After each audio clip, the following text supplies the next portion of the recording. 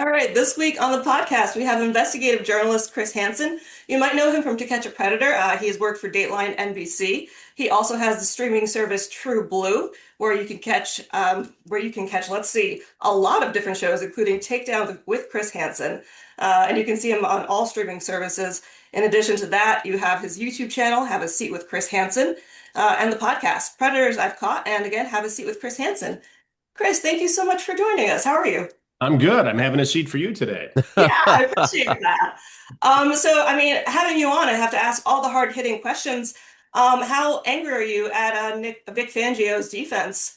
Having Oh just God, happened they the just Lions game yesterday. decimated us last night. You know, being a Lions fan, I think my dad took me to my first Lions game in 1968 when they were in the old Tiger Stadium in downtown Detroit, and so I've been a diehard fan ever since. Even when people would throw tomatoes at me in New York wearing a Lions hoodie because they were so terrible for those years. But yeah, we did not have a good night. And look, we love Jared Goff here in Detroit, and he's a great guy, and it's a great team, and I love the coach, everything about the team. But the defense just had our number with the Eagles last night, and it was a tough loss. But a lot going on in that game. Wind, cold in the Eagles Stadium. It's a lot happening. But we'll come back. We'll be in the playoffs. Oh, you guys look great. Does your sports slate kind of go down geographical lines? Is it Tigers? Is it Lions? Tigers, Lions, Pistons. Now, because we have a presence in New York, I'll go to a Knicks game when I can. And if the Yankees aren't playing the Yankees or Mets aren't playing the Tigers, I'll root for them for sure. But Tigers come first. So hopefully you guys get to keep Tariq Skubal. Yeah, I know. That's the big question, isn't it? And what a great young guy he is, and a superb athlete. I was glad to see him get the Cy Young Award for the American League this year. And the thing about the Tigers, at least my observation from watching them frequently and being down at a few games this year, is that they're having a lot of fun. It's a nice group of young guys who just love baseball. And it's so nice to see. I mean, yeah, they're making good money and they're living out their dream, and we've got to buck up to keep our picture. But Tarek, it's just refreshing for me to watch the whole thing. It's so much fun. And Detroit itself, Right. as I mentioned, we have a home in Michigan and suburban Detroit as well as New York, and the whole downtown area is just on fire right now in a great way. The new buildings, construction, the sports teams are all there, restaurants. We were down there Saturday night for dinner, and it was just a fantastic vibe. It is funny you say that because people will look at me a little strangely when I say that Detroit is one of my favorite road cities. Um, Yeah. I just love the restaurant scene there, and I feel like it's very, very undervalued. Well, Uh, it wasn't that way 10 years ago. When I was a reporter in Detroit, and I was a reporter in Detroit for both the ABC and the NBC stations before I went to New York, uh, from 1984 to 1993, it was a whole different city then. And we would nick around downtown Detroit. There were some fun places, and you could really have a good time down there. But it is not even in the same league as it is today. You've got young yeah. people living down there. You've got the growth of retail and residential at the same time, which is just fed off each other. The last mayor has done a great job. The new mayor, who's the former city council president, I know her well. She's going to be great, and I think it's just going to keep growing and growing.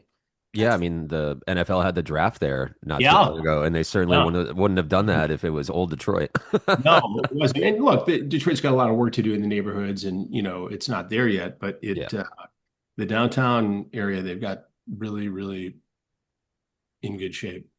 Yeah, I'm from St. Louis, and we're kind of going Oh through yeah, the same thing. It's like this renaissance is happening, but it's slow to progress there. It's like you can't all just be about the sports teams that are downtown. You have to have, yeah. You've got shops to and light a fire retail. under the economic development of the city, and it's funny. My streaming crime network, True Blue, our headquarters and our studios are in Cleveland. And obviously, Dan Gilbert, who's had a great presence in Cleveland, a great presence in New York, or in New York and in Detroit here. Uh, what's not happening in Cleveland is the growth of residential and retail at the same time. yeah. Places to live downtown, but there's no place to go get eggs and coffee and things. They exist, but it's not. it's not like there's a Whole Foods downtown where you can a 28-year-old can take the elevator to the apartment down and go to Whole Foods or any other store and get what they need. And Detroit has done that well. So you can live downtown. 15 years ago, we did a story at Dateline on Detroit, its troubles and its promise, and there were no grocery stores in the city. Hmm. We had one store there, and they closed it because they lost $200,000 of the first year in shoplifting and theft. So they've figured out the formula now downtown, and it's really refreshing to see. It's impressive. I think it always kind of brings a bigger question to me, like how much do these sports teams have a responsibility to their communities in order to kind of stimulate these regrowth or I, actual growth? yeah, I think Gilbert, who's owned the Cavaliers for years, has invested a lot in Cleveland, and they haven't gotten over that barrier yet that Detroit has. Yeah. I think they will, and I think he'll be a big part of it. He's a very generous, philanthropic guy. But it takes more than one guy. In Detroit, we had the Illages, who, the Little Caesars Pizza, and they've got the Tigers and the Red Wings. You've got Gilbert, you've got, Roger Penske and his automotive empire. All these people have devoted themselves to make this city as great as it was in, 1926, when it was, the Paris of North America. Right. Right, Yeah, of course. Everybody remembers That's 1926 yeah, for that's what it being. was. I mean, in 1935, I think it was, all three sports teams won the championship: the Lions, the Tigers, and the Red Wings. And we haven't had that in a while. Now we've got great teams now, and I think we've got championship quality teams across the board. And I think the Pistons are going to be really good this year too. Yeah, some people say they might trade for Anthony Davis. Well, We were talking a little bit about Michigan State or MSU before we hit record. So they're playing Kentucky at MSG tomorrow, try to make the game. But you mentioned that you were in the same class as Magic Johnson. the class of 1981, and I stayed for all 4 years.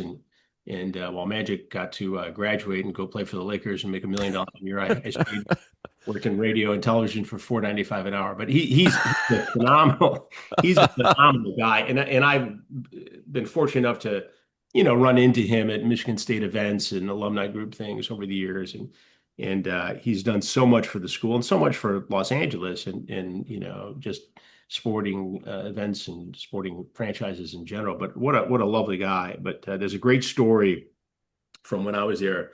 Magic Johnson used to have this old Buick Electra 225, I think it was. And, it was basically held together by the grace of mechanics at gas stations in town who would, duct tape this or, fix that Super up. glued.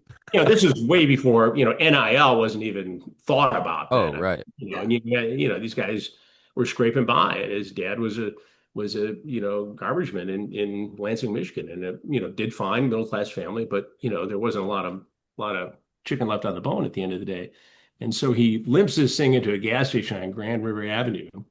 And all the speculation is going on about, is he going to go pro? Is he going to stay past his sophomore year? And the mechanic, as he's trying to tinker with the car, put it back together, he said, Magic, what are you going to do? He goes, man, I don't know whether to stay for the honey or go for the money. And he ended up going for the money.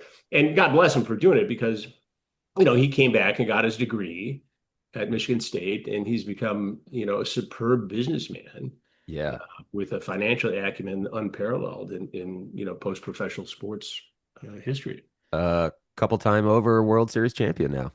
Yeah, and Best move it's with funny Dodgers. because I went to Brother Rice High School in suburban Detroit, and I did not play basketball, but we had a good team, and I believe it was my senior year. We played Lansing Everett, which was his high school team, in, in the playoffs. And a buddy of mine, Kevin Smith, launched a half-court shot before it was a three-pointer and hit it for 2 points and threw us into overtime when we lost to Lansing Everett. Oh, wow. I mean, Oh, you didn't have it that close. yeah. Yeah, but That's it's a fun memory. That's a fun piece of story. history. Yeah, So how's True Blue doing? How has Blue is the great. Takedown franchise evolved over time? How is it different from the original TCAP? I When think. we started To Catch a Predator, TCAP, as everybody likes to call it, Yeah. you know, I came up with the idea based upon hearing about this online watchdog group called Perverted Justice. And at the time in 2004, their decoys and volunteers would go online, and if they found a guy willing to travel to exploit a minor, they would post his identity as best as they had it on their website, and people could go there and see it. In some cases, the information would be turned over to law enforcement, and law enforcement would try to investigate and make a criminal case about it. And they did some training for law enforcement. I thought, well, if we could use their talent as decoys, and we could wire a house with hidden cameras and microphones and see if guys showed up, it could be pretty compelling. But there was no guarantee it was going to work. And so we got a house in Bethpage, Long Island in March of 2004. We set it up, and we didn't have law enforcement involved because we really didn't know what was going to happen. I had a security guy from NBC, Ron Knight, was there, and we had Perverted Justice in our crews. And within 2.5 days, 17 guys surfaced, including a New York City firefighter. And I thought, holy hell, this is really something. And so we, toyed around with it for months and, figured out how we're going to put this on television. And it wasn't conceived as its own franchise. It was a story about computer predators for Dateline, and Dateline was a multi-topic, news magazine in those days. It's now more of a murder mystery procedural, but in those days we did a lot of different things: breaking news, investigative news, and this was part of that franchise. And so we decided to do it again, and even more guys showed up in Washington, D.C., in a suburb there in Herndon, Virginia, including a doctor and a military intelligence official, a teacher, and a guy who walked into the Sting House naked. And so it became pretty clear, even though a bunch of those cases were prosecuted by the Fairfax County Police Department, it became clear that to proceed in a socially responsible way and in a fulfilling television production way, we needed to see some conclusion to these cases. And so we decided to collaborate with law enforcement going forward after that second investigation, the third one on, and we did that one with the Riverside County Sheriff's Office. And 51 guys showed up in 3 days for that one. But it was not just the number, but it was who showed up. Yeah. And so we continued to do it for 4 years or so on NBC. It took a break, and then I did Hansen versus Predator in around 2015, and that was a very successful investigation. And then 3 years ago, it'll be 3 years on Thanksgiving Day, that we launched True Blue, and we decided to call the investigative franchise Takedown.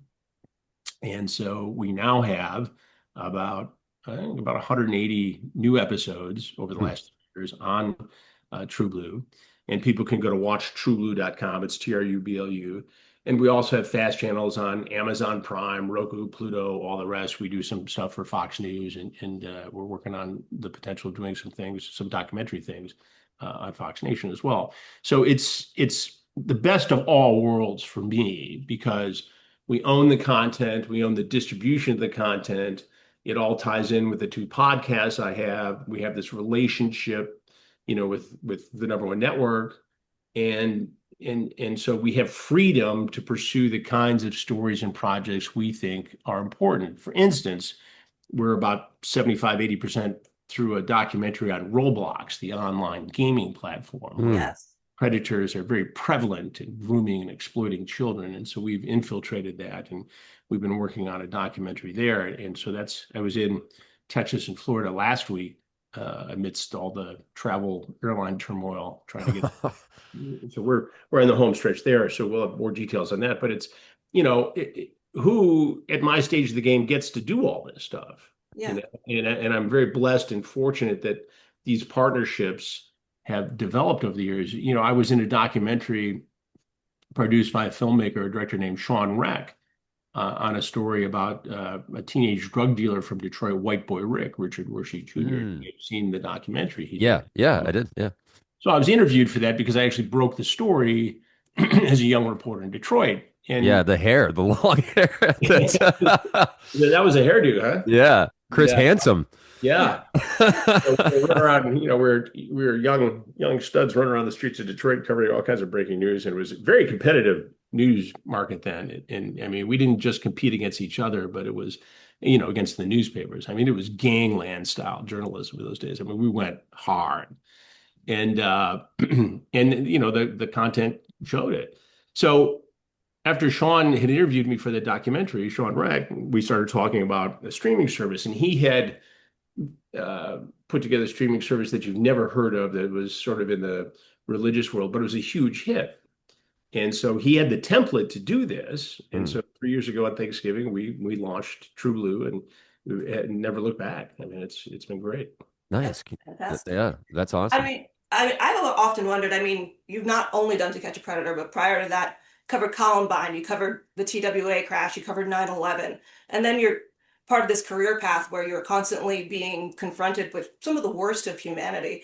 How do you balance the validation of doing the good work of helping people while with the emotional toll it might take? I've always been pretty good about compartmentalizing it, and I'm also good about, I can ski down a mountain or hit a ball with a stick and go have lunch with my wife or kids, and sort of just leave that world and exist and thrive in the regular guy world too. And so it's never been an issue. Yeah, it's dark. And yeah, you think about it and you wonder, is society going to hell in a handbag? But you also see the good in people, and you see in an odd way, when we do a sting, it's that's all I have to do that day, Right. right? So I shut out everything else. We live in the moment and we do our jobs, and it's contained usually in one location. Sometimes it spreads out, sometimes we run around town depending on the jurisdiction with which we're working. But there is sort of a zen zone there, and it sounds odd that you would find some solace in an environment like that, but you're exposing people who would do harm to children. Right. They're going to face justice. And that you're educating parents or creating a dialogue or, an awareness that didn't exist before. And I never thought we'd do it this long. I mean, I thought we'd do it 3 or 4 times, and who the heck would show up and embarrass themselves this way, much less face criminal prosecution. And yet, We've had guys get life in prison, because sometimes these guys will possess child pornography Yeah. or other crimes will, surface that they've committed. And we had a guy literally in Polk County, Florida, with Grady Judd's team. A guy got arrested, and he was offered a 10-year plea deal, turned it down, went to trial, was convicted. And because of all the other circumstances, the possession of child porn and everything else, the judge put him away for life without parole. Wow, man. He's done. Yeah. I mean, I mean, having done investigations kind of all over the country, were there any areas that had, I guess, a bigger problem than others that you found, whether it be like I Florida think or it's Texas or Yeah, California? Or, it's all the same. I think the Mm, difference oftentimes is the level of punishment. If you're in an urban area where the prosecutor's office is overwhelmed with murder cases and shooting cases, and you're going to see a higher level of plea bargains, for instance, for guys who are first-time offenders, right? So they may not see much exposure behind bars because they'll get time served for the 10 days before they bailed out or whatever, but they will have to register as a sex offender, and that's a win. yeah. I mean, because at least we know where this guy is. I mean, we all want punishment, we all want the solution, we all want the therapy that works, and the reality is these aren't all the same guy, and they don't all have the same affliction, addiction, problem, compulsion. It's a much more complicated, nuanced problem than that. Yeah, And you've talked about like a scale before of yeah, like kind of, yeah, the first time I think, and offender. again, I have no training officially Yeah. in this area, but I've looked in the eyes of 800 or 900 of these guys over the years, and I have some takeaways, and I think they divide up into 3 different categories. You got the hardcore heavy hitter who can't control himself, and they'll talk about it sometimes in the interviews, and they need to be locked up forever. And you also have these guys who are in between, the 25 to 55-year-old guy who probably wouldn't do this without the internet, but they get this compulsion. They go to the porn sites, they go to these places where these fantasy scenarios are played out. And at some point, the online fantasy isn't good enough. They want to live it out. And we had a guy in Alabama, I don't know, 6, 8 months ago, who had just gotten married 2 weeks prior. His wife was at a water park with 4 other kids, and he stops off at work at our Sting House to meet a teenage girl. I mean, who does that? My God. That's a man with an issue, Yeah. Mhm. serious issue who would harm a child. And they have all kinds of different ways, especially the younger guys who have been brought up on the internet and, they get so caught up in it, they don't see the morality issue here. They just think, well, she's willing, she's 13, 14, as if, that's even close to being old enough, and they go for it. Mm. But some of these guys, they just don't see the world black and white. They see it in the internet hazy gray shade area. That does kind of bring up a different facet to it. I mean, obviously the internet has evolved. You talked about the Roblox documentary. Have your own methods have to evolve to go Oh, along? absolutely. Yeah. I mean, in the beginning, we merely had decoys in chat rooms on AOL and Yahoo, and that old antiquated platform known as MySpace. Right. Yeah. That was the thing. Now it's hard to keep track of all the different apps and the platforms upon which adults can approach children. I mean, it seems like every Does anyone say ASL anymore, or is it just they just kind no, of I dive haven't seen right? that in years. Right. That was that was like the OG Yeah, from AOL and the Yahoo plat. ASL, Santa Barbara. But Yeah, you don't. I haven't seen that in I can't tell you how long. right. That used to be the safeguard as to like, oh, Yeah, okay, you're right. Too yeah, young. and you see the Gotta go. grooming pattern follow, play out in the same way every time. Oh, you didn't want to talk to me. I'm too old. Well, what's old? And Yeah. Come on. Uh, something a lighter question. Do you ever take improv classes, Chris? Because some of these one-liners in some of these videos, it's unbelievable how quick you are. Well, Or if you have did you premeditate any of these? I mean, when you walk out and you're like, you want some milk with those cookies? How do you think of that?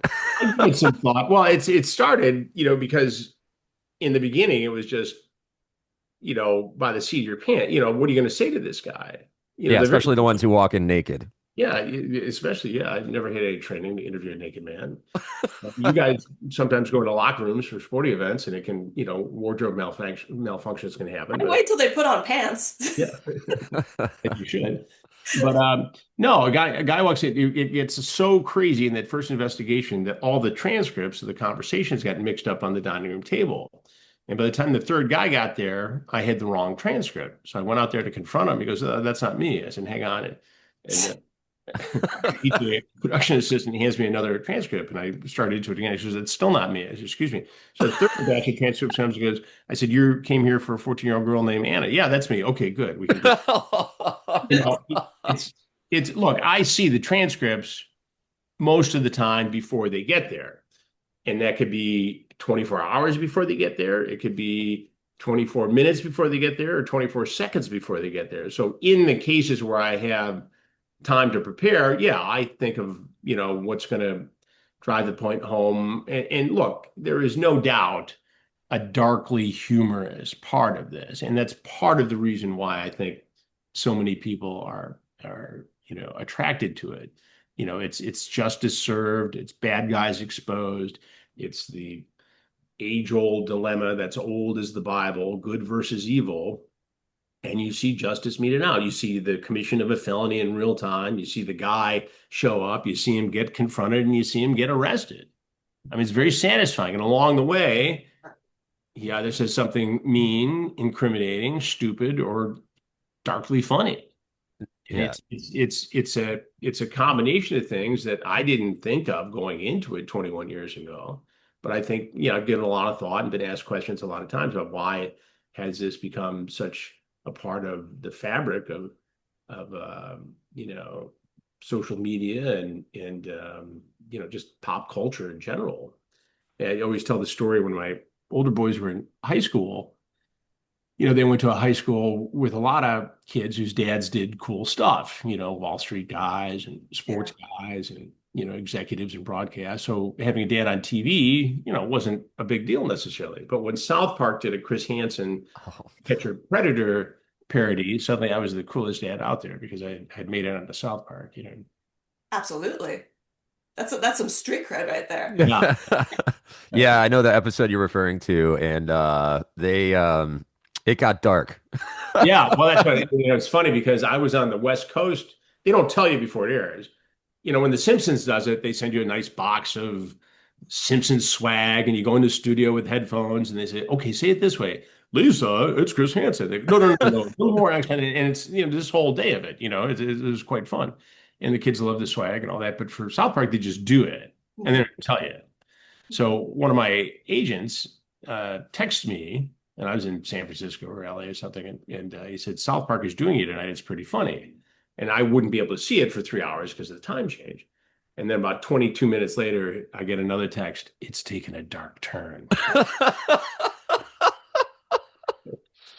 So, That's too good. so by the time I watched it, I saw, Yeah. So out of any of like, because you were on Conan and you did the bit for the Emmys where he walks in The that might be Simpsons. my favorite. Yeah, I was gonna ask like what is your favorite He's such a good guy, Conan. I haven't seen him in quite some time, but what a lovely human being. yeah, Yeah, people look it up on YouTube, people. It's hilarious. He's doing like a series of vignettes and then yeah, he ends up in the kitchen and you're standing there and you do the yeah. whole thing. That was a fun evening in a house in New Jersey filming that. That was a great time. And then you watch it. Yeah, actually, here's a funny story. We were actually doing a sting in Petaluma, California, Northern California, when that Emmy show aired. So it was the Sunday night of the sting. We had one guy who was left on the schedule to show up, and we stopped. The whole crew and I watched it together, and then turned off the TV. And the last guy showed up, and that was it. Oh my goodness. Wow. How long, Wow. how long does it take to plan these things? It takes a while, because we work with law enforcement now on every sting Yeah.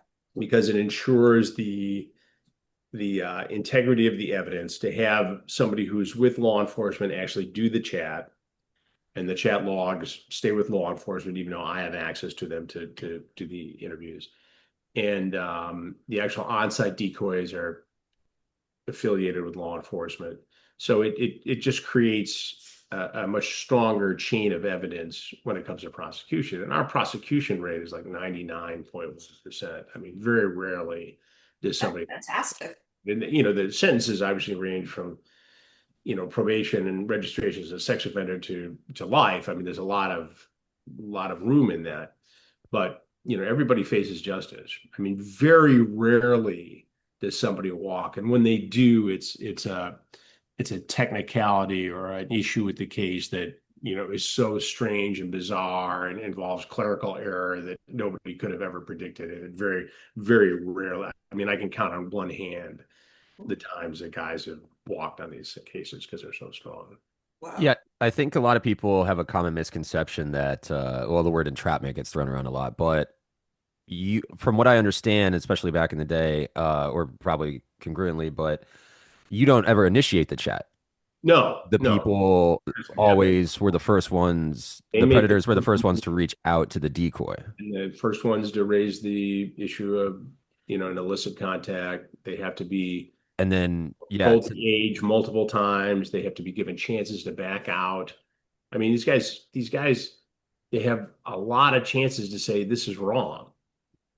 And yeah. and you talk to some of these guys. We had a guy in Louisiana show up after driving 6 hours. This guy from 6 hours Arkansas to to think. Baton Rouge, Louisiana. 6 hours he had time to think and talk. We had a guy just recently in Maryland. We did a sting with the Harford County Sheriff's Office, and this guy the whole time he's talking about, I hope this isn't a Chris Hansen thing. I hope we don't meet Chris Hansen. I hope it is on and on and on. And the episode hasn't aired yet, but the sheriff's office did a news conference on the investigation, and it was in the New York Post week before last because they picked up on the whole thing.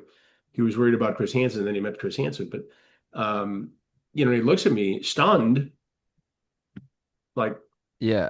he's surprised that it was me. And, but the phone calls, I'm getting the pizza. The pizza's really good. On and on and on. Who Like could have ever predicted this except yourself? Yeah, he he's self-fulfilled picking up his his little prophecy cousin to there. go ice skating or bowling or something. I mean, he's so cavalier about the whole thing. It was shocking. God. Yeah, and that was the other part of the building the case is you would ask often, them to bring stuff, Right. candy, condoms, Well, it shows you. a six pack of Smirnoff Ice or Yeah. Mike's Hard tended to His be wife's the like Made and White Claw tended, is popular. And yeah. yeah, Do the you look manufacturers at love Cool Whip that. the same way, Yeah.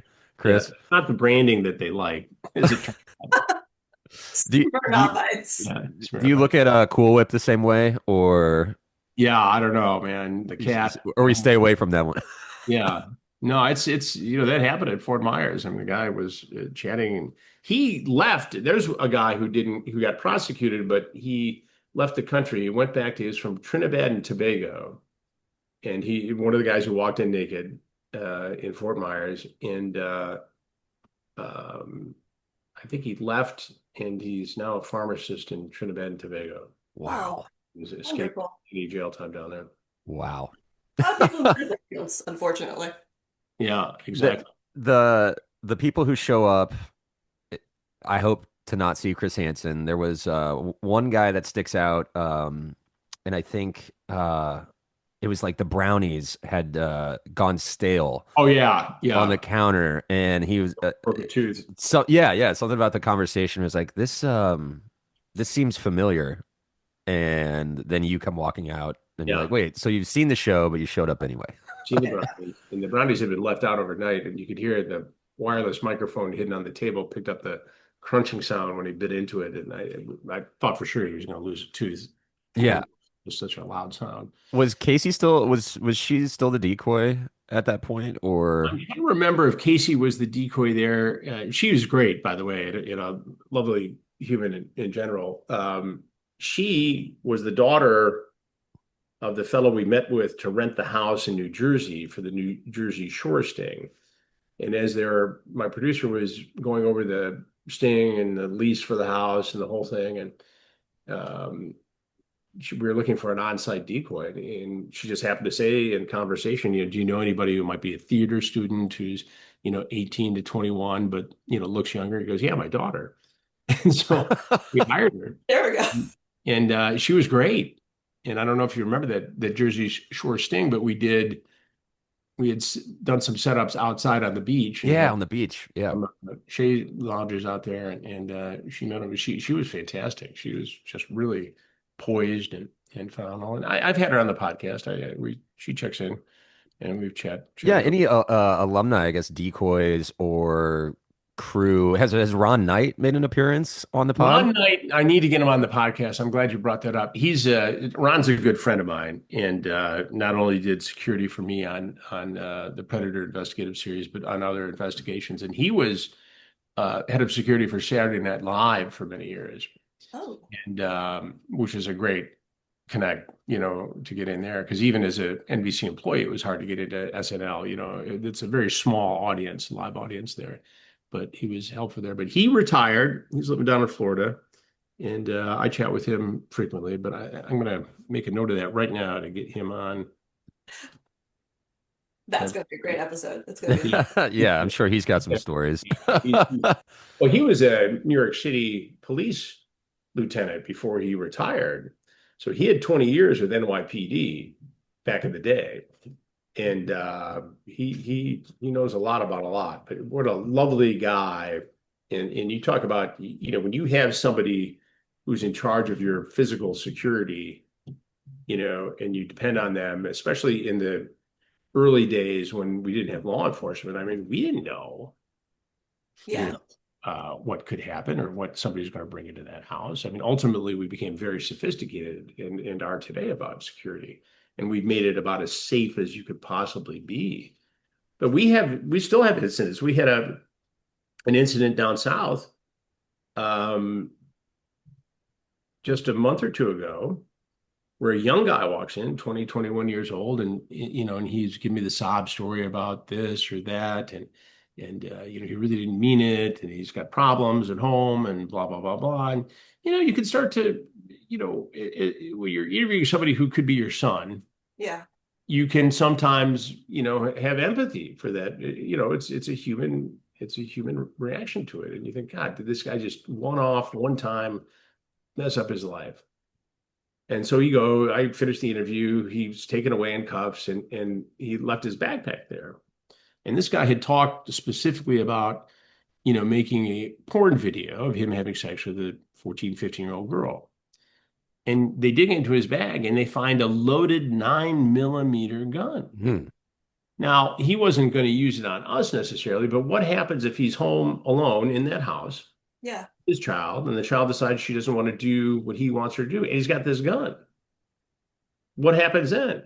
So you tend to, in those situations, feel a lot less sorry for a sure. person like that, but it also raises the specter of security. And again, we have it, pretty well dialed in. So I'm really not too concerned about anything. But, the edgy nature of it obviously is part of what makes it so compelling because you don't know everything about the guy. We do background checks. We Yeah, a lot of things as precautions, but it's not 100%.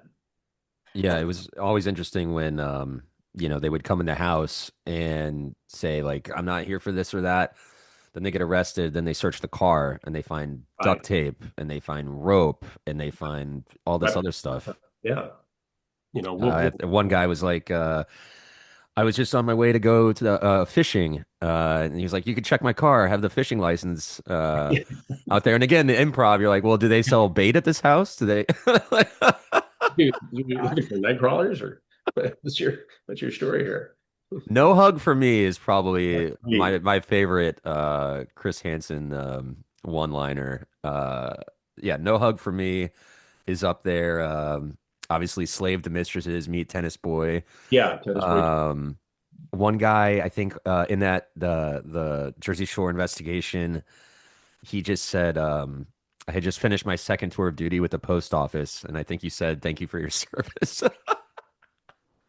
Yeah, that you talk about that. Remember the one in the Jersey Shore where the guy's color came out of his face and he Yeah. fell into the bar?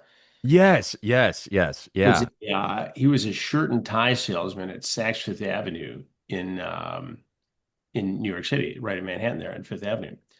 And every time I go in that store, to buy something, the guys in the men's department always have to retell the story of how that guy and what a jerk he was, and he, moved away, moved. I think he's out of the country now, but There yeah, was in the first, I believe, I had a friend tell me that it's somehow you came up in a conversation. This was a couple years ago, and um in that first investigation where you didn't have police, so like nobody got arrested. They were obviously the cops could build a case afterwards. Perverted justice would send it to them, but they were allowed to let go.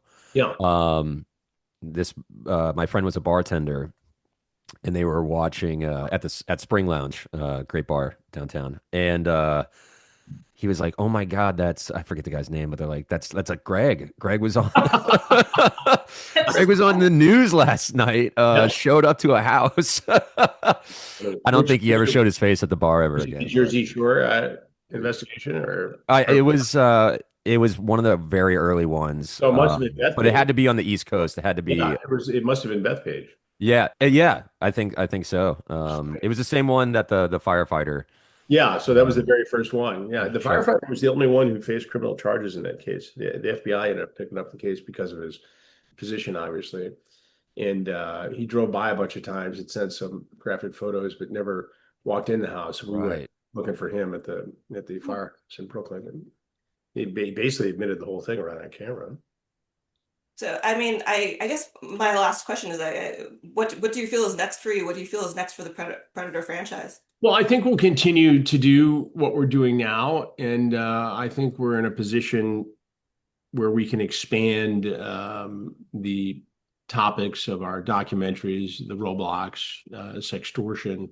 Um, I just think there's a lot of work out there, Yeah, and I'm fascinated by stuff. And the Predators I've Caught podcast allows us to go back over previous cases, and that's very interesting, and people seem to like that.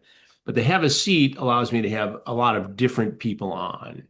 from all walks of life. And yeah, it's focused on, crime and things like that. But, I could also have Fortune Feimster on one day too, the comedian who I know, and other people. So it allows us to kind of branch out a little bit. But we'll continue doing this investigative work and these documentaries, I think it's given me a platform that's limitless. Yeah. And it's very rewarding for a fellow who's been kicking around for 45 years or so in this business to be able to do it. Yeah, I think also you won Emmys for other Yeah. walks of. Did TCAP ever win an Emmy or? But I know Never. you won it. First year, it was interesting to bring that up. The first year that we did TCAP, it was nominated for an Emmy for investigative reporting, and in the same category, I had um, a doc that we did, An Hour for Dateline, where one of my producers and I and a team went over to Cambodia and we infiltrated a brothel where kids as young as 5 and 6 years old were being sold, and we did a Mm. big investigation into child sex tourism. Americans and Western Europeans would go to Cambodia to engage in this behavior and exploit these kids. And it was a life-changing experience for me to see this and do this. And we went back 4 years later to follow up with some of the girls who got rescued. We had literally rescued 37 kids from this brothel in a raid. And it was a 4-year project, from the time we started working on it to the follow-up. And it shaped me as a journalist and made me part of what made me focus on the predator investigations was that documentary. But on that same night, we had won 2 Emmys for the Children for Sale documentary, and we did not win for the predator investigation. But I think there You was lost to yourself. I lost to myself, which is fine. Yeah. And it's always an honor to be nominated. Right. But no, but I think there's a little bit of an institutional bias against the predator investigation. It was the old Scarlet Jade journalistic group in these award categories Yes. didn't appreciate it for what it was and thought it was too flashy, too much, perhaps working too closely with law enforcement, Mm. all of which, I'm very comfortable with. I tell you, you can say what you want about that franchise, but we have been from the very beginning painstakingly transparent about our methodology and everything we do. You can Yeah. choose not to watch it, but don't ever claim that we didn't tell you exactly what we did and why we did it. And so I'm very comfortable. I have this discussion with my older sons who are both in the business, one behind the camera and one in front of the camera.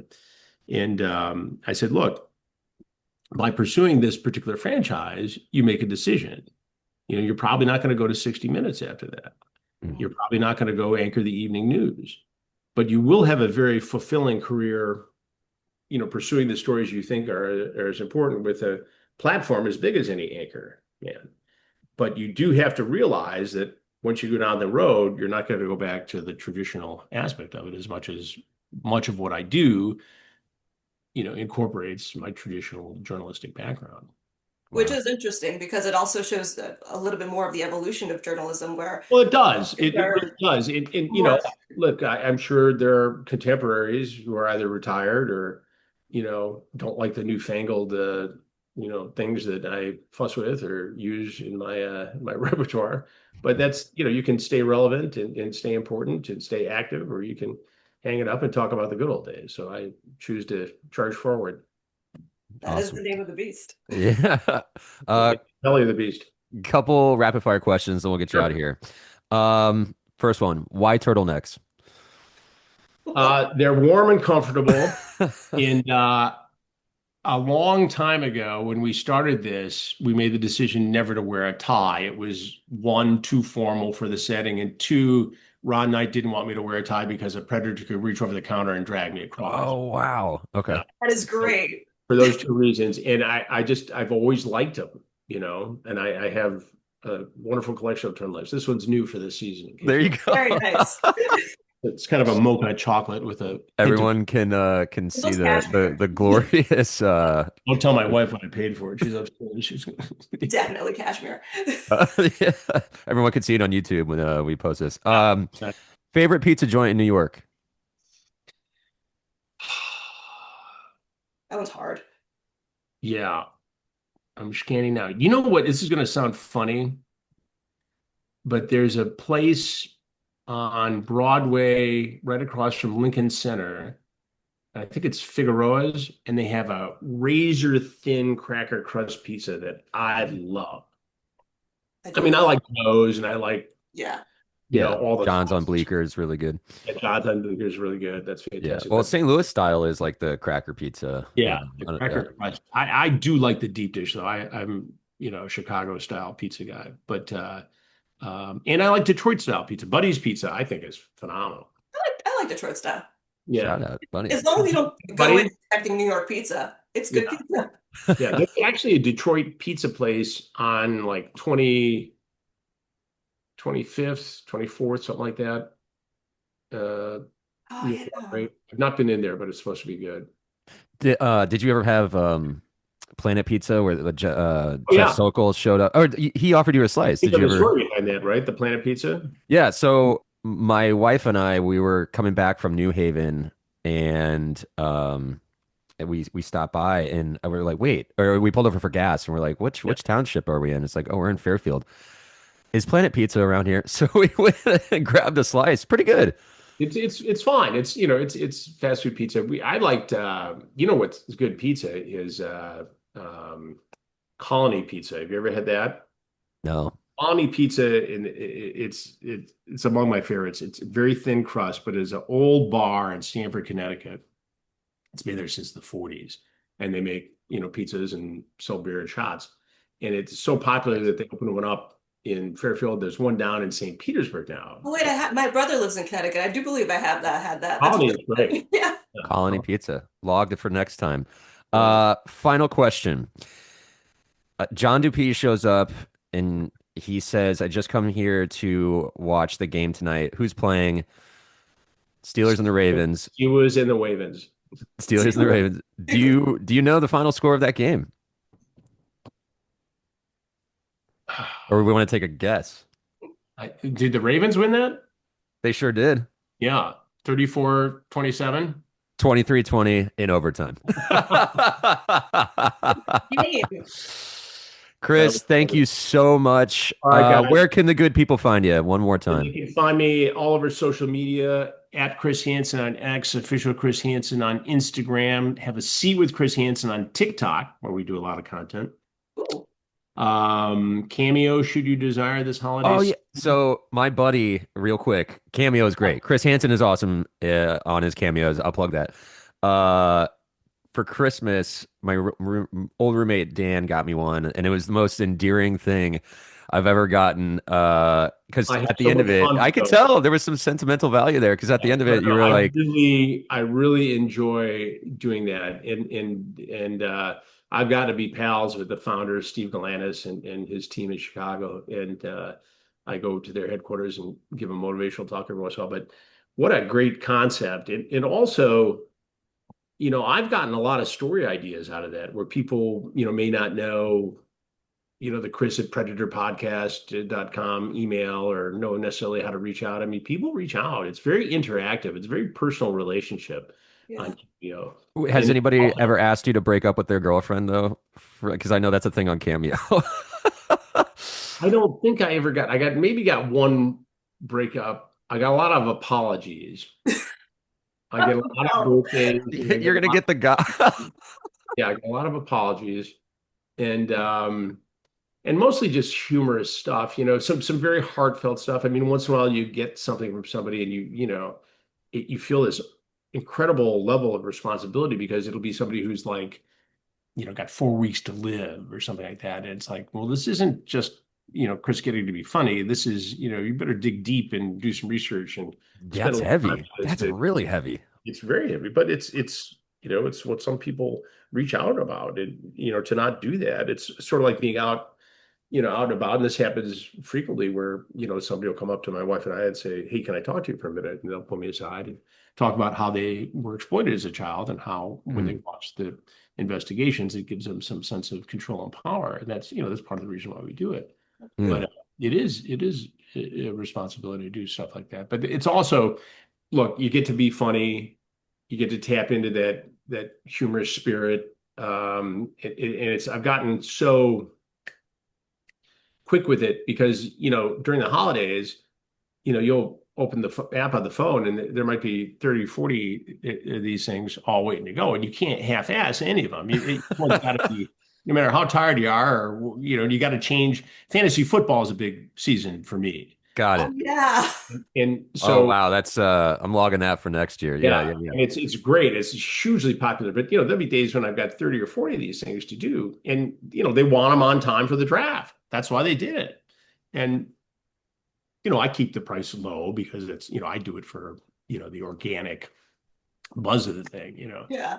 Um, Yeah, keep in touch with the community. well, it does. And it provides ways for people to reach out to me. And that communication has resulted in a number of really important stories and a lot of awareness. And quite honestly, some advertising and brand deals for the podcasts. Yeah. It's just Great. it's a way to have access to me. And Well, great. Christmas is right around the corner. It And is. again, when my roommate Early got or a lot. when my old roommate got me the initial cameo at the end of it, it's Dan and I would like to wish you a very Merry Christmas. And I was like, oh, felt that in my heart. Sometimes. But I meant it too. Yeah, yeah, yeah. And Yeah. then, of course, people can find me on True Blue, which again is watchtrueblue.com, TRUBLU. And then, we're Fast Channels, which are very popular, the YouTube channel for Have a Seat, as well as we have a True Blue YouTube channel. So we put a lot of content up there too.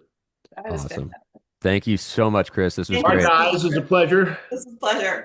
Yeah. See you All soon. right, we'll see you around town.